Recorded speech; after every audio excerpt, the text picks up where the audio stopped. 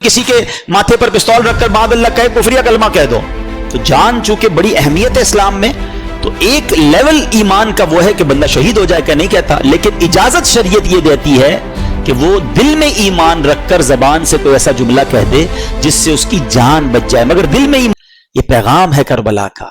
इमाम हुसैन की रूह भी बहुत खुश होगी। गिफ्ट देना चाहते हो ना अपने इमाम को, हैं इसाले सवाब करना चाहते हो, लंगर बनाकर, खिचड़ा बनाकर और जनाब न्याज बांटकर जरूर करें, मगर इस बार थोड़ा वो पंजाबी में कहते हैं ना, जरा वखरा, जरा हट के आओ, जरा इसाले सवाब भी करें कि खिचड़ा जरूर बनाएं, न्याज भी बनाएं, मगर इस बार न्याजी के साथ साथ नमाजी बन के हम इमाम हुसैन को इसाले सवाब करें। हैं आज की मुबारक रात ये पक्की सच्ची नियत करके जाना है कि एट एनी कॉस्ट कुछ भी हो जाए, आज के बाद हमारी नमाज कजा नहीं होगी।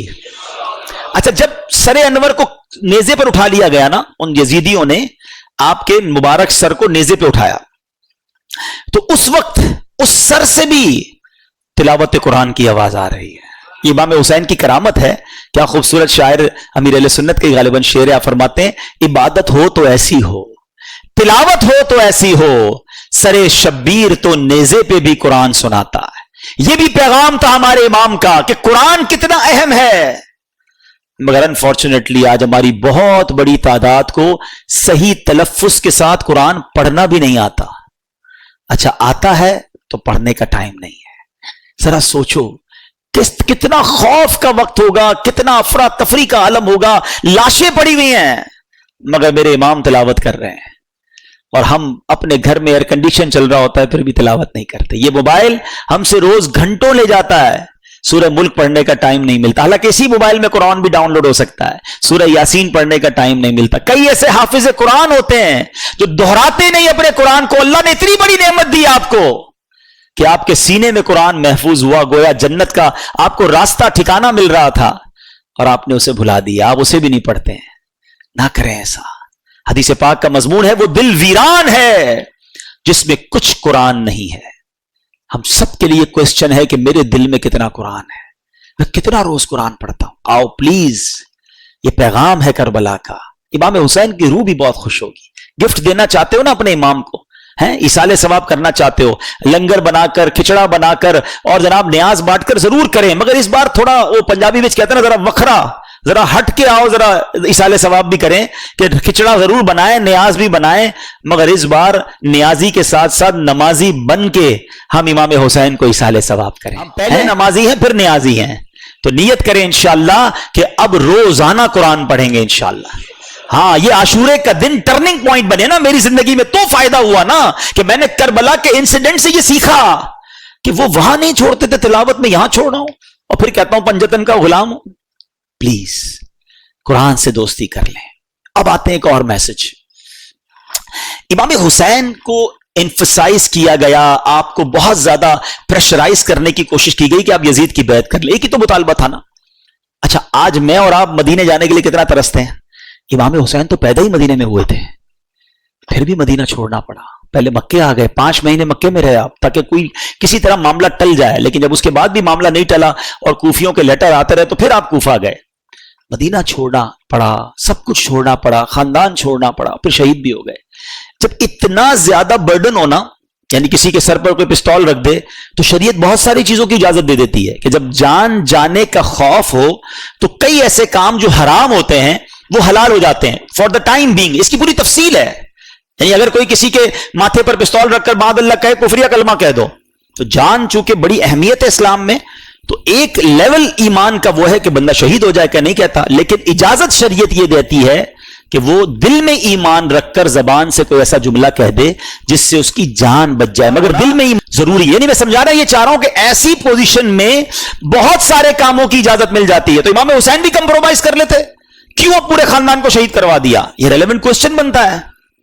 मगर मेरे इमाम जानते थे कि अगर आज मैंने कंप्रोमाइज कर लिया ना, तो फिर नाना की सारी उम्मत के लिए एक मिसाल बन जानी है कि जब हुसैन कंप्रोमाइज कर सकते हैं तो फिर तो हम भी कर सकते हैं। आपने बातिल के आगे सर नहीं झुकाया, सर कटा दिया, नाना के दीन को सर बुलंद कर गए। ये मैसेज है हम सबके लिए, उन तमाम लोगों के लिए जो आज छोटी छोटी बातों पर कंप्रोमाइज कर रहे हैं। ارے جناب کیا کریں، پورے سبھی لوگ جھوٹ بولتے ہیں، سچ کا زمانہ نہیں، تھوڑا بہت جھوٹ تو ہم بھی بول لیتے ہیں. کمپرومائز کیا نا. ساری مارکیٹ ملاوٹ کرتی ہے جناب، جھوٹ بول کر کاروبار کرتی ہے. میں نہیں کروں گا تو جناب میرا مال نہیں بکے گا، ہماری مارکیٹ کے لیے کرنا پڑتا ہے. کر لیا کمپرومائز. بچے کی شادی ہے، کیا کریں، پورے خاندان والوں کا رسم و رواج ہے، نہیں کریں گے تو خاندان والے ناراض ہو جائیں گے، ہمیں کنجوس سمجھیں گے، منہ دینا پڑتا ہے جناب خاندان والوں کو. ناچ گانے کر لیے، حرام کام کر لیے، کر لیا کمپرومائز. یہی تو امتحان تھا تمہارا. وہ کربلا کے میدان میں جان لٹا گئے، کمپرومائز نہیں کیا. لوگ کہتے ہیں ہماری کنٹری میں کرنا پڑتا ہے، کیا کریں، جاب ایسی ہے نماز کا ٹائم نہیں ملتا، کیا کریں، جاب ایسی ہے اس میں روزہ نہیں رکھ سکتے. کچھ لوگ کہتے ہیں جاب ایسی ہے داڑھی نہیں رکھ سکتے. تم کمپرومائز کر رہے ہو چند پیسوں کی خاطر، ہے دنیا کی خاطر. میرے امام نے کربلا کے میدان میں سکھایا تھا کہ باطل کے آگے سر نہیں جھکانا. تم ایک جگہ سے تم یہ سمجھتے ہو کہ یہ جاب چھوٹ جائے گی نماز کے لیے، ارے تم چھوڑ دو ایسی جاب، اللہ تمہیں ایسی 10 اچھی جاب عطا فرما دے گا. ایک در بند ہوگا، اللہ تمہارے لیے 10 در کھول دے گا. ہمت تو لاؤ اپنے اندر. پھر کہتے ہو میں پنجتن کا غلام ہوں، اور ہر بات میں کمپرومائز، ہر چھوٹی بات میں پھسل جاتے ہیں. کیا کریں، چلتا ہے. نہیں چلے گا بھائی، وہ چیز نہیں چل سکتی جس میں میرے اللہ اور اس کے رسول کی ناراضگی ہے، جس میں میں کربلا والوں کے طریقے سے ہٹ رہا ہوں. یزیدی کام کروں اور کہوں میں پنجتن کا غلام ہوں. سیکھو اس بات سے. بریلی کے تاجدار امام اہل سنت کا ایک شعر اللہ کرے دل پر نقش ہو جائے. کہتے کروں مدح اہل دول رضا، پڑے اس بلا میں میری بلا، میں گدا ہوں اپنے کریم کا، میرا دین پارائے نہ نہیں. میرا دین روٹی کا ٹکڑا نہیں ہے تھوڑے پیسوں کے لیے بیچ دوں. اب یہ تمہارا امتحان ہے کہ بہت سارا نفع نظر آ رہا ہے، ایک ڈیل آ رہی ہے جس میں پیسے بہت ہیں مگر ہے حرام، اللہ کی ناراضگی والی ڈیل ہے، فوراً مل جائیں گے پیسے. اب تمہارا امتحان ہے کہ یزیدی ہو یا حسینی ہو. اپنے دل سے پوچھو کہ یہ کام کروں گا تو کیا اللہ اس کے رسول اور اہل بیت راضی ہوں گے، یا یہ پیسے پکڑ لوں؟ نہیں. اب ٹھکراؤ اسے اور کہو میں گدا ہوں اپنے کریم کا، میرا دین پارائے نہ نہیں. بڑا دل تھا، بڑا ارمان تھا، ایک شوق تھا جو پورا کرنے کا موقع آ گیا، مگر وہ حرام کام کے ذریعے پورا ہو رہا ہے. نہیں کرنا. یہی تو تمہارا امتحان ہے نا. یہ کربلا کا پیغام ہے کہ تمہیں وہ کو بچانا ہے، کمپرومائز نہیں کرنا ہے، غلط کام کی طرف آگے نہیں بڑھنا ہے. اگر تم واقعی پنجتن کے غلام، خدا را اس بات کو سیکھیے اور اپنی زندگی میں یہ اسٹرانگنس لائیے. سامنے حرام آیا اور تم نے اللہ اور اس کے رسول کی رضا کے لیے اسے ٹھکرا دیا. اعلیٰ حضرت فرماتے ہیں نا، انہیں جانا، انہیں مانا، نہ رکھا غیر سے کام، للہ الحمد میں دنیا سے مسلمان گیا. یہ تو ہماری زندگی کا فوکس ہونا چاہیے. فیملی راضی ہو جائے، دوست راضی ہو جائے، چھوڑو، پہلے دیکھو اللہ اور اس کا رسول راضی ہے کہ نہیں. وہ راضی ہے تو بس سب ٹھیک ہو جانا ہے. تم سب کو راضی کرنے کے چکر میں اپنے اللہ کو، اللہ کے حبیب کو ناراض کر رہے ہو. امام حسین کی سیرت سے ایک اور بات سیکھنے کو ملتی ہے، کسی پر ظلم کرنا حسینی طریقہ نہیں ہے. اچھا ہم پتہ کیا سمجھتے ہیں؟ ہم سمجھتے ہیں ظلم جو ہے نا قتل کرنا ہی ہے. میں کہاں ظلم کرتا ہوں، میں نے کب کسی کو قتل کیا، کسی کی ٹانگیں نہیں توڑی. یہ بھی ایک بڑا عجیب کانسیپٹ ہے. ہاں، ظلم صرف کسی کو قتل کرنے، کسی کا سر پھوڑنے اور کسی کو جناب زد و کوب کرنے کا انعام نہیں ہے. ظلم کے بارے میں چند باتیں بتاتا ہوں. آستینیں چڑھائیں، کسی کی طرف لپکے، اس کو ڈرایا، یہ بھی ظلم ہے. کسی کو گھور کر دیکھا، وہ سہم گیا، یہ بھی ظلم ہے. مذاق اڑایا کسی کا، نام رکھتے ہیں نا، ٹنگنا، کالا، موٹا، چھوٹا، عجیب عجیب نام رکھے ہوئے، یہ بھی ظلم ہے. جی جناب، کسی کا جوئے کے ذریعے مال بٹور لیا، یہ بھی ظلم ہے. سود کے ذریعے مال لے لیا، یہ ظلم ہے. ناپ تول میں کمی کر کے مال چھین لیا، یہ بھی ظلم ہے. رشوت لی، جو ظلم ہے. والدین کو ستایا، ظلم ہے. پڑوسی کو تکلیف دی، ظلم ہے. رات کو شور شرابہ کر کے، نائٹ کرکٹ کھیلنے والوں، ساری رات شور مچا کر لوگوں کی نیندیں برباد کرنے والوں، یہ بھی ظلم ہے. ظالم یزید تھا. بتاؤ اب کس طریقے پر چلنا ہے؟ ہاں سوچو. غلط پارکنگ کرتے ہیں، سوچتے بھی نہیں نا، بیڑا جو ہوتا ہو دیکھا جائے گا، میرا کام تو ہو جائے. چاہے بیچارہ وہ گھر سے نکل ہی نہ سکے، اس کا دروازہ لاک کر دیا، یہ بھی ظلم ہے. بہتان لگایا، الزام لگایا، ظلم ہے. ظلم ہوتا ہے، چاہے چھوٹا ہو یا بڑا ہو. ظلم کرنا یزید کا طریقہ ہے، حسین کا نہیں، رضی اللہ تعالیٰ عنہ. اب سوچ لو کہ ہم کس پیرائے میں زندگی گزار رہے ہیں.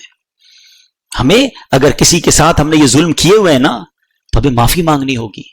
ہمیں تھوڑا سا دل بڑا کرنا ہوگا. ادھر مانگ لو ورنہ ادھر پچھتائیں گے, ادھر کچھ بھی نہیں بن سکے گا.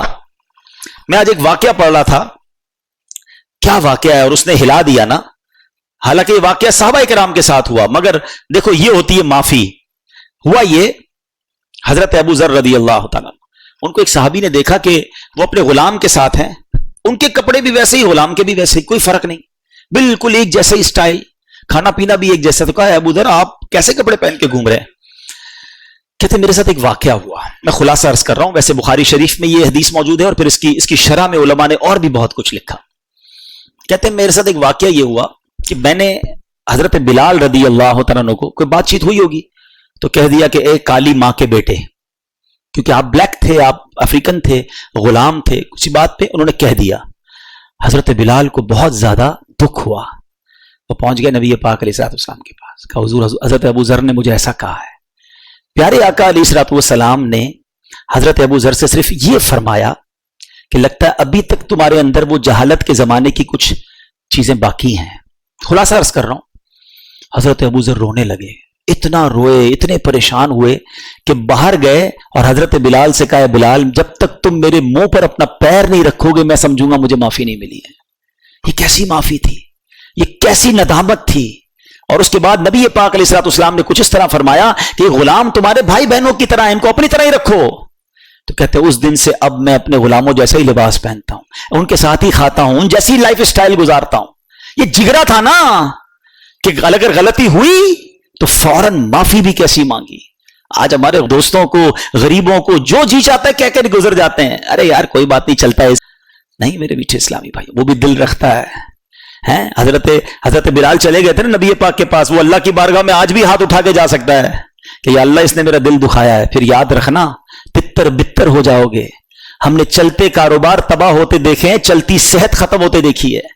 ویسے میں ایک مشورہ دے دیتا ہوں, اگر آپ کو فیل ہو نا کبھی زندگی میں یار everything is going very well, کاروبار بھی ٹھیک تھا, فیملی بھی ٹھیک تھی, عزت بھی بڑی تھی, اچانک ایک ایک کر کے چیزیں ختم ہو رہی ہیں, گھر والوں میں لڑائیاں ہو رہی ہیں, میری صحت خراب ہو رہی ہے, کاروبار بگڑتا جا رہا ہے, کچھ گڑبڑ ہے, تو چیک کر لینا کبھی کہیں کسی کا دل تو نہیں دکھا دیا, کسی کی ہائے تو نہیں لے لی. ہاں یہ ایک ہائے جو ہے نا یہ عرش تک جاتی ہے. مظلوم ہاتھ اٹھائے تو اللہ کے عرش تک اس کی پکار جاتی ہے, اور پھر مظلوم کے ساتھ رب ہو جاتا ہے, پھر ظالم کو ٹھکانہ نہیں ملتا. ہمیں بعض اوقات تو پتہ بھی نہیں ہوتا ہم ظلم کر رہے ہوتے ہیں. میں نے کہا نا یہ ساری باتیں تو ظلم میں کبھی آپ نے کاؤنٹ ہی نہیں کی ہوں گی. ہم تو ظالم کہتے ہیں اس کو جو پستول اٹھا کے کسی کو قتل کرتا ہے. ارے بھائی پستول کا وار کم تکلیف دیتا ہے جو زبان کا وار تکلیف دیتا ہے. عربی کا مقولہ ہے کہ تلوار کا وار تو ابھی بھی انسان سہ سکتا ہے, بعد میں ٹھیک ہو سکتا ہے, زبان کا وار جو ہے نا وہ انسان کو ٹکڑے ٹکڑے کر دیتا ہے, اور کئیوں کی زبان تو ہمیشہ انگارے ہی برساتی ہے. تو ہے کربلا والوں سے محبت کرنے والوں, اپنی زبان نرم کرو, اپنی عادتیں نرم کرو, لڑائی جھگڑے اور لوگوں پر ظلم نہیں ہونا چاہیے. اور اگر کہیں ہو گیا ہے نا تو اس واقعے سے سبق حاصل کرو, مانگ لو معافی. بلے تمہارا مرتبہ بڑا ہے, تم سیٹھ ہو وہ نوکر ہے, تم باپ ہو وہ بیٹا ہے, تم چودھری ہو علاقے کے بڑے ہو اور وہ غریب تمہارا پڑوسی رشتہ دار ہے, کوئی بات نہیں, مانگ لو آج معافی. ورنہ قیامت کے دن اگر وہ کھڑا ہو گیا نا اللہ کی بارگاہ میں, پھر دینے کو کچھ نہیں ہوگا, پھر ادھر پیسے نہیں نیکیاں دینی پڑیں گی, وہ ہے ہی نہیں ویسے ہمارے پاس. تو اللہ کرے کہ آج اس کربلا کے واقعے سے ہم یہ جو میسیجز مل رہے ہیں ہمیں, یہ ہم سیکھیں اور اپنی ذات میں امپلیمنٹ کریں. اللہ کربلا والوں کی قبروں پر کروڑوں رحمتوں کی بارش نازل فرمائے, ان کے فیوز و برکات سے ہمیں مالا مال فرمائے. صلو علی الحبیب صلی اللہ تعالی